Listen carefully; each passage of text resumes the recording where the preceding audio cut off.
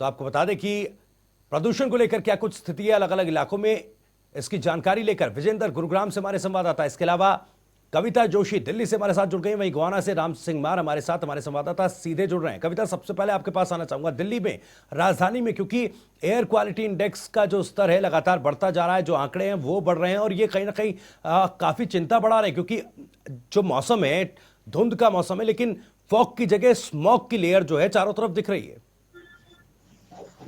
देखिए, air quality index की अगर हम बात करें तो दिल्ली राजधानी, जो देश की राजधानी है, और उससे लगे हुए जो एनसीआर के इलाके हैं, वहां पर रेड जोन डिक्लेयर किया है सेंट्रल पोल्यूशन कंट्रोल बोर्ड ने। जी और एक तरीके से हम ये कह सकते हैं कि ये स्वास्थ्य के लिए मतलब गंभीर चेतावनी जो है इसको जारी किया गया है। जी एयर क्वालिटी इंडेक्स का अगर हम लेवल देखें तो दिल्ली और एनसीआर के इलाकों में वो आज भी मतलब जो है 400 से 500 के बीच में, यानी हम कहें कि बहुत बुरी स्थिति में, गंभीर श्रेणी में बना हुआ है। राजधानी की अगर बात करें तो यहाँ पर जो एयर क्वालिटी इंडेक्स है, जो सेंट्रल पोल्यूशन कंट्रोल बोर्ड का जो डेटा है उसके हिसाब से वो 344 पर बना हुआ है। और ये कहा जा रहा है कि राजधानी में लोगों को मतलब सांस लेने में तकलीफ हो रही है, उनको जो है आंखों में जलन है लगातार, मतलब धुंध की वजह से, स्मॉग की वजह से जो है, खासतौर पर जो बुजुर्ग हैं और बच्चे हैं उनके लिए एक तरीके से हेल्थ इमरजेंसी वाली सिचुएशन है। जी दूसरी तरफ अगर हम देखें तो जो राष्ट्रीय आयोग जिसका गठन किया गया था, उन्होंने कल कुछ दिशा निर्देश जो है वो सख्ती के साथ जारी कर दिए हैं, जिसमें उन्होंने ये कहा है कि जितने भी मतलब जो स्टोन क्रशर्स है, यानी जो पत्थर निर्माण या पत्थर काटने वाली जो इकाइयां हैं, जो यूनिट्स हैं, जी और जो जितने भी मतलब जो डीजल जनरेटर है, केरोसिन से चलने वाले हैं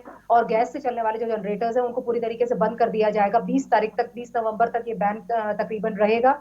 और किसी भी तरह की जो कंस्ट्रक्शन साइट है, अगर वहां पर पॉल्यूशन बढ़ता है, पॉल्यूशन ज्यादा होता है, तो वो निर्माण जो है तुरंत रोक दिया जाना चाहिए। जो स्थानीय प्रशासनिक इकाइयां हैं उनकी तरफ से तुरंत कदम उठाए जाने चाहिए।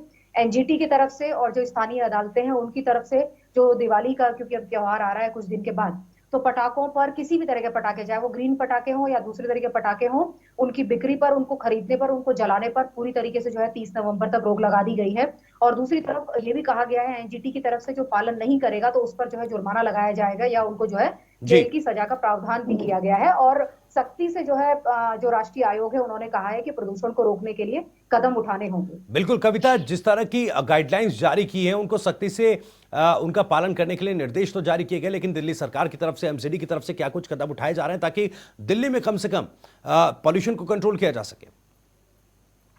देखिए, दिल्ली सरकार की तरफ से अभी इम्पोर्टेंट मतलब एक सबसे बड़ा डिसीजन अगर हम ये कहें तो उन्होंने कहा है कि जो तकरीबन 2,500 जिसे हम कहते हैं पॉल्यूशन वॉलेंटियर्स, जी मतलब पॉल्यूशन मार्शल्स, उन्होंने कहा है कि देश के अलग अलग चौराहों पर जो है, महत्वपूर्ण चौराहों पर उनकी तैनाती की जाएगी। जी जो गाड़ी रेड लाइट ऑन गाड़ी ऑफ का जो कैंपेन था, उस कैंपेन की दोबारा से शुरुआत होगी। और उसके साथ साथ मतलब हर चौराहे पर ये पॉल्यूशन मार्शल जो है वो तैनात होंगे और ये देखेंगे कि कौन नियम का पालन कर रहा है, कौन नहीं कर रहा है। दूसरी तरफ जो है दिल्ली गवर्नमेंट की तरफ से ये भी कहा गया है, जो जितनी महत्वपूर्ण सड़कें हैं राजधानी की, जी जहां पर खासतौर पे धूल उड़ने की और पोल्यूशन की जो समस्या है वो देखने को मिलती है, वहां पर स्मॉग गन्स का प्रयोग किया जाएगा, पानी का छिड़काव किया जाएगा। जी और खासतौर पे आम लोगों से भी अपील की गई है केजरीवाल सरकार की तरफ से। ये कहा गया है कि अगर उन्हें लगता है कि उनके आसपास इलाके में कहीं पर भी प्रदूषण नजर आ रहा है, कहीं पर भी खुले में कूड़ा जलाया जा रहा है, तो उसको वो तुरंत रोकें, उसके लिए जो है वो सूचित करें, संबंधित लोगों को बताएं। और दूसरी तरफ अगर हम केंद्र सरकार के स्तर पर देखें तो हम ये कह सकते हैं कि मतलब दिल्ली वासियों के लिए और दिल्ली एनसीआर से जो लगे हुए राज्य हैं, हरियाणा, पंजाब, राजस्थान, उत्तर प्रदेश, जी उनके लिए दिवाली के मौके पर और उसके बाद आने वाला जो समय है वो काफी मुश्किल भरा रहने वाला है प्रदूषण को देखते हुए। जी हालात अभी सामान्य होने की कोई स्थिति हमें नजर नहीं आ रही है, जी क्योंकि लगातार जो सेंट्रल पोल्यूशन कंट्रोल बोर्ड है, उनके वैज्ञानिक जो हैं और जो लोग हैं, उन सभी की ये राय है, विशेषज्ञों की, क्योंकि जी हवा जो है वो कविता लगातार कविता मतलब वापस फैल नहीं लौटूंगा रही आपके है। पास, क्योंकि त्योहारों का मौसम है, दिवाली आने वाली है और इसके अलावा पराली का मसला काफी गंभीर है, इस पर बातचीत आगे होगी, लेकिन रुक करेंगे विजेंद्र का, गुरुग्राम से हमारे साथ जुड़े हुए हैं। विजेंद्र, क्या कुछ हालात है फिलहाल गुरुग्राम में, क्योंकि दिल्ली एनसीआर में गुरुग्राम आता है, साइबर सिटी है, और ऐसे में प्रदूषण का जो स्तर है गुरुग्राम में भी लगातार इसके आंकड़े बढ़ ही रहे हैं। देखिए, साफ तौर पर अगर आज देखें, आज जो एयर क्वालिटी इंडेक्स है वो कुछ कम हुआ है कल के मुताबिक, लेकिन जी साफ तौर पर जिस तरह से लगातार पोल्यूशन बढ़ रहा है वो काफी खतरनाक स्तर पर पहुंच गया है। क्योंकि गुरुग्राम में जिस तरह की अनियमितता देखने को मिलती है, टूटी सड़कें हैं, वहां पर डस्ट उड़ रही है, उसको ढंग से ठीक से दुरुस्त नहीं किया जा रहा। साफ तौर पर जो सड़कों पर डस्ट पड़ी है उसको समय पर नहीं उठाया जाता, तो उससे कहीं ना कहीं एयर जो पोल्यूशन है वो लगातार बढ़ रहा है। और साथ ही साथ साइबर सिटी गुरुग्राम में वाहनों का दबाव भी लगातार बना रहता है। चाहे डीजल ऑटो की बात करें, वहां से भी लगातार प्रदूषण की जो है लगातार बढ़ोतरी हो रही है। हालांकि ये बात भी कही गई थी निगम की ओर से कि जो डीजल ऑटो है उनको तब्दील किया जाएगा सीएनजी में, इस तरह की प्लानिंग भी बनाने की कोशिश की जा रही है। लेकिन जिस तरह से पोल्यूशन लगातार बढ़ रहा है और सर्दी का मौसम जैसे ही दस्तक देता है, पोल्यूशन का जो स्तर है वो बढ़ जाता है। क्योंकि लगातार गुरुग्राम में जो जहां कंस्ट्रक्शन साइट है वहां पर अगर अनियमितता बढ़ती जा रही है, पोल्यूशन ज्यादा हो रहा है, तो उन पर ठीक तरह से रोक लगाई जाएगी, तभी जाके पोल्यूशन पर कंट्रोल पाया जा सकता है। क्योंकि जी। गुरुग्राम जैसे अनेकों ऐसे इलाके हैं जहां पर डेवलपमेंट का कार्य चल रहा है, चाहे सरकारी काम है या लोग बिल्डिंग बना रहे हैं, वहां पर इस तरह की अनियमितता बढ़ती जा रही है। जी। तो कहीं ना कहीं ये तमाम ऐसी बातें हैं जिनसे पोल्यूशन बढ़ रहा है।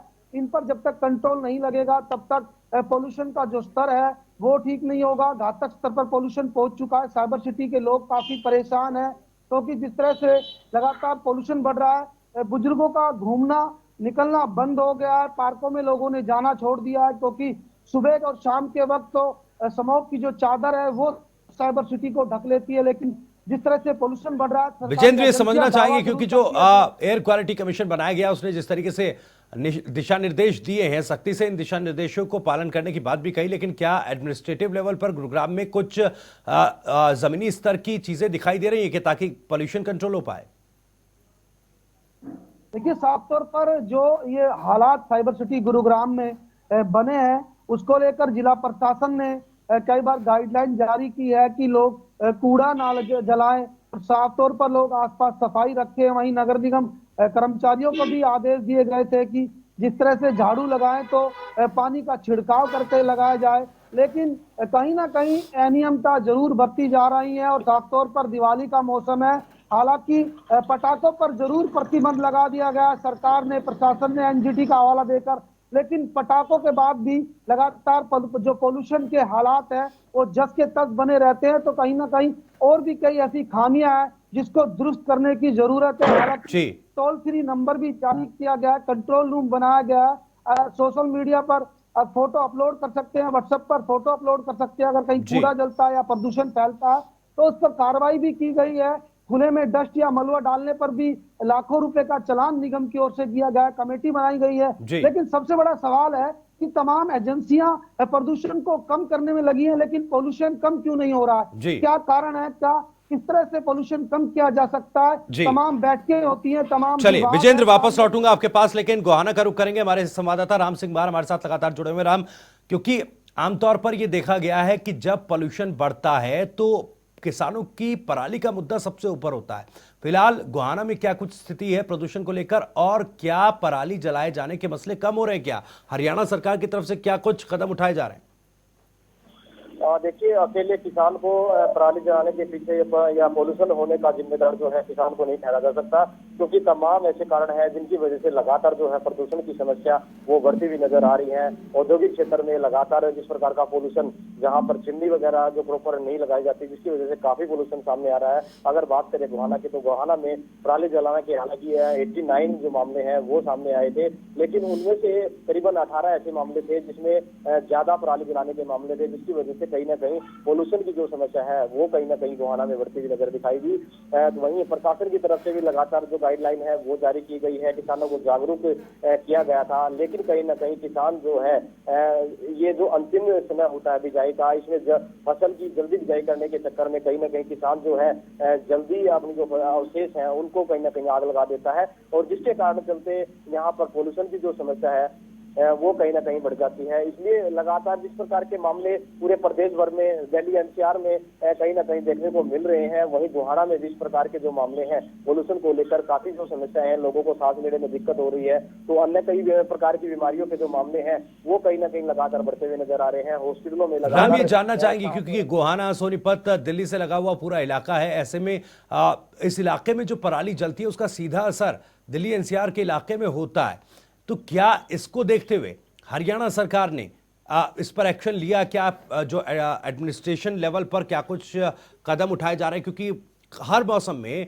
हर बार ये बात कही जाती है और सरकार ये कहती है किसानों को जागरूक किया जा रहा है, वैकल्पिक व्यवस्थाएं पराली की जा रही हैं, लेकिन धरातल पर वो चीजें दिखाई नहीं देती। देखिए, जिस प्रकार से प्रशासन की अगर बात कर रहे हैं तो प्रशासन ने निश्चित तौर पर पूरी जानकारी किसानों को लगातार देते रहता है और समय समय पर ग्रामीणों को अलग अलग जो सेमिनार है उनके द्वारा जागरूक भी करता है। और हालांकि गोहाना प्रशासन द्वारा यहाँ पर जो अलग अलग जो सरकारी यंत्र जो है जो अवशेष को बारीक में तब्दील करने के लिए कारगर साबित होते हैं, वो यंत्र यहाँ दिए गए हैं जिनको सरकारी रेट पर किसान लेकर अपने खेतों में प्रयोग कर सकते हैं। लेकिन कहीं ना कहीं किसान जो है वो ज्यादातर किसान जो अपने खेतों में अपनी पराली को आग लगा देते हैं और कहीं ना कहीं यंत्रों को जो है राम रोकना चाहूंगा आपको, कविता आपके पास आना चाहूंगा क्योंकि पराली का एक बड़ा मुद्दा है और क्योंकि दिल्ली एनसीआर में जो आसपास के राज्यों से प्रदूषण आता है उसको लेकर क्या दिल्ली सरकार की तरफ से कोई इनिशिएटिव किया जा रहा है कि बाकी राज्यों के साथ मिलकर कोई बैठक की जाए, प्रदूषण से संयुक्त तौर पर निपटने के लिए कोई प्लानिंग, कोई रोड मैप तैयार किया जाए?